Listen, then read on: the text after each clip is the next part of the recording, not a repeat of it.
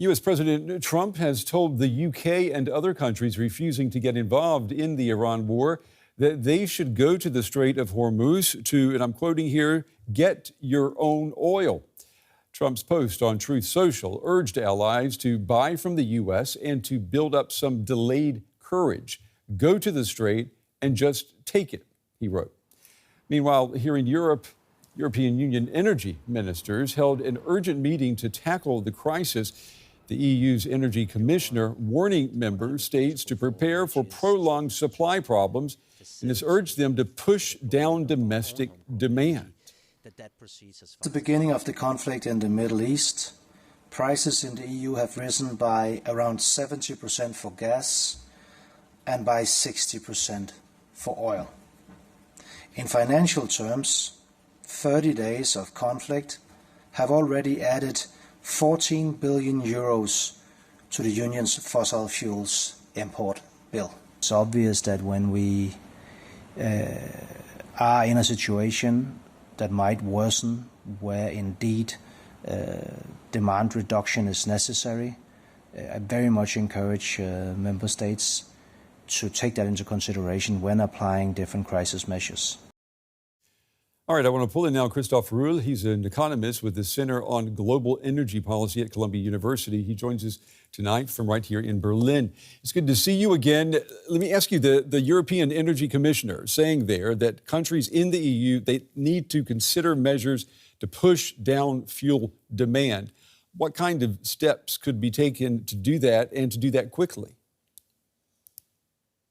Well, when you hear politicians saying that, then as an economist, you think what they have in mind are usually measures which restrict access. Remember when we had the big crisis in the 70s, there were even days where you couldn't drive a car. Mm-hmm. And now it is probably measures which some countries have already taken on the soft side, from making public transport freely available to, on the very rigid side, if you have measures which have been tried, for example, against smoke, that the even and the uneven number plates can alternate the days they're allowed to drive. As an economist, that's not what you want to see, because the impact is uneven, hard to calculate, and not very durable. The alternative is economically more efficient but less pleasant. The alternative is to let prices do the dirty work. So as prices go up, you see demand destruction, see less demand coming in. That was the model the European Union extremely successfully implemented and played in 22-23 after Russia had invaded the Ukraine and gas imports were cut off. So that was how the gas market was. And it was supplemented, of course, because nobody could pay for these dramatic price increases, by transfers to the consumers. And that sort of was an economic incentive mechanism as opposed to the hand of the government. Mr. Rühl, are we in a position, a financial position now in 2026 to do something similar to that? I mean, can we repeat that and still can governments pay their bills? You're right. It would be much, much harder to repeat. And you're wrong at the same time, because the price increases which we have currently are nowhere near to what we saw in 22-23 when gas prices escalated by 600-700%, not the 70% the commissioner just mentioned. I think what we have is a precarious situation, there's no doubt about it. The EU imports about 95% of its oil. If you incorporate Norway and the UK, the only sizable producers which are not in the UK, in the EU, and pretend they're part of the bloc, then the import dependency is still about 70%. There is an emergency inventory, a strategic storage reserve, which by law mandates countries to hold 90 days of forward cover. That is 90 days of the average imports in storage and make it available for times of crisis. Part of that, but only a very small part, has been used in this latest inventory release, Strategic Petroleum Reserve release a few weeks ago. Mm-hmm. And so that is by and large still available. And that means for the next 2 or 3 months, with some sensibility and excluding further damage to the oil infrastructure, the European Union could ride out that storm quite okay. You have a positive outlook on this. I mean, we've been hearing this week that this situation, it's already being compared to the shocks caused by the COVID-19 pandemic and the Russian invasion of Ukraine. Do you think it can get as bad as what we have seen since 2020? I think these events have been very different. It's basically not comparable. Okay. The pandemic was a collapse of demand not because people didn't want to, but because nobody was allowed to drive. And so you end up in a situation, producers want to sell, consumers want to buy, the market is awash in oil, but nothing moves. The Russian invasion of the Ukraine was a case where consumers didn't want to buy from a particular producer from Russia. And so you ended up in a situation where the oil market still was well supplied. Producers bought it elsewhere and the producer sold it elsewhere in China and in India. But bottom line is there was enough oil on the market. Now you're in a situation where the consumers want to buy, the producers want to sell, but there's a disruption, a physical disruption. That means the oil market is getting tight, and in the long term, this oil is missing. There's not enough oil in the market. That is a different situation. Mm-hmm. And the long-term solution of this situation is only either demand destruction, so less demand by hook or crook, by high prices or by government mandate, or alternative supplies or a rectification of the blockage of the Strait of Hormuz. And the real trigger of the fear of the future is, of course, that everybody just waits for something else to happen. More damage to ships, probably damage to production facilities, or the Houthis damaging the East-West pipeline, which would double the damage which we have seen, the choke point, which we have seen, the blockage of oil in the Strait of Hormuz. Mr. Rühl, we appreciate you taking the time to talk with us tonight. Good to get your insights into a situation that presents more questions than answers at the moment. Thank you.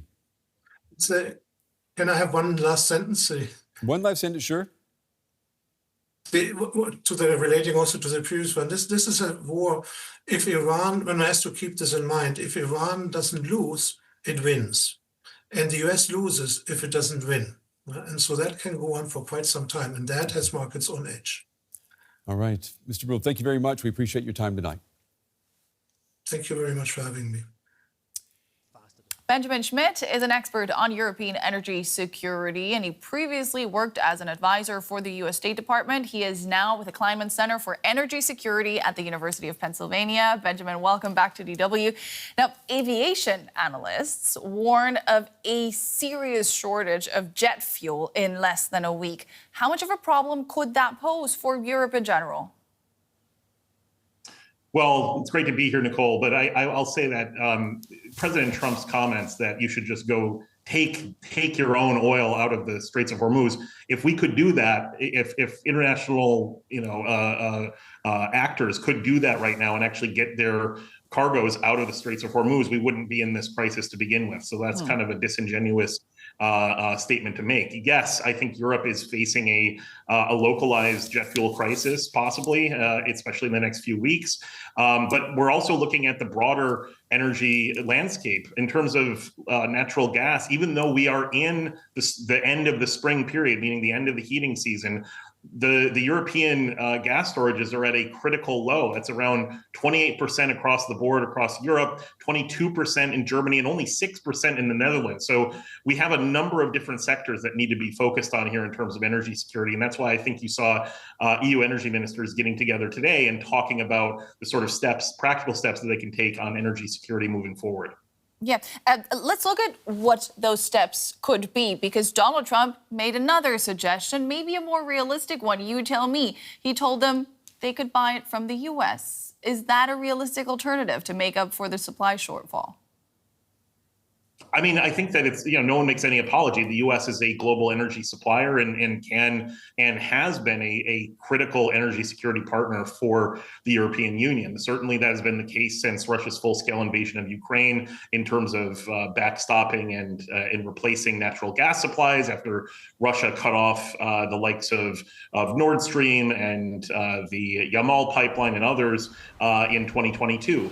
However, I mean, we're talking about, there's only so much supply to go around, especially if we look at the potential entry of the Houthis into this conflict, and if the Red Sea and the Strait of Bab el-Mandab gets closed as well. So we're going to have to see how this plays out. But certainly the EU is going to have to do vociferous energy diplomacy, not only with the United States and Middle Eastern partners to try to solve this, but go around the world like they did in 2022 when Minister Habeck in Germany signed a deal with Qatar for LNG. That's unfortunately going to be a problem right now, given the Straits of Hormuz crisis in terms of LNG for Europe. But again, this sort of vociferous energy diplomacy needs to be done and needs to be done quickly. And I think the EU is up to the task because it has been doing this for many years. What kind of measures do you then think are under consideration on the table today at this meeting? Well, I think that one of the elephants in the room is this discussion that keeps popping up of kind of following what the United States did to waive sanctions on Russia's shadow fleet. But I think that is a terrible decision. I think that is both a moral and national security disaster waiting to happen. I think it is a absolute mistake that the Trump administration set up this waiver for Russian oil tankers carrying Urals grade crude to be waived from sanctions for the next few weeks. I would anticipate that the Trump administration will probably try to extend that sort of waiver and try to get the Europeans on board. And that is the absolute opposite direction that we need to go when, of course, as the Iran war is going on, Russia's continuing to wage its war of aggression against Ukraine, and the Ukrainians are trying to bottle up the Russian energy potential to cash in on these increased energy prices by kinetic strikes, drone strikes from the Ukrainians against Russian energy infrastructure, especially at Ust-Luga near St. Petersburg in the Baltic Sea, near the head of the Baltic Sea. So what options are then on the table if this one shouldn't be on it?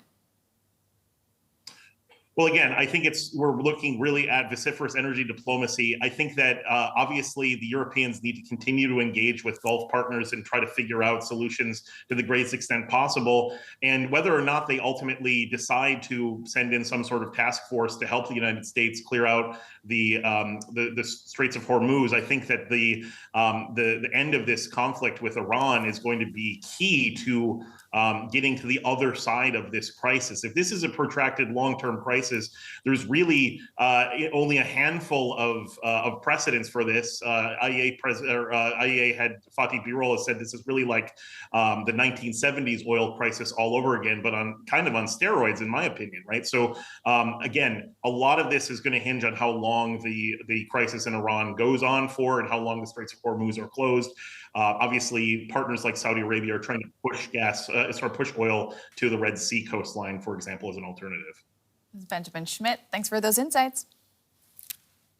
Thank you so much.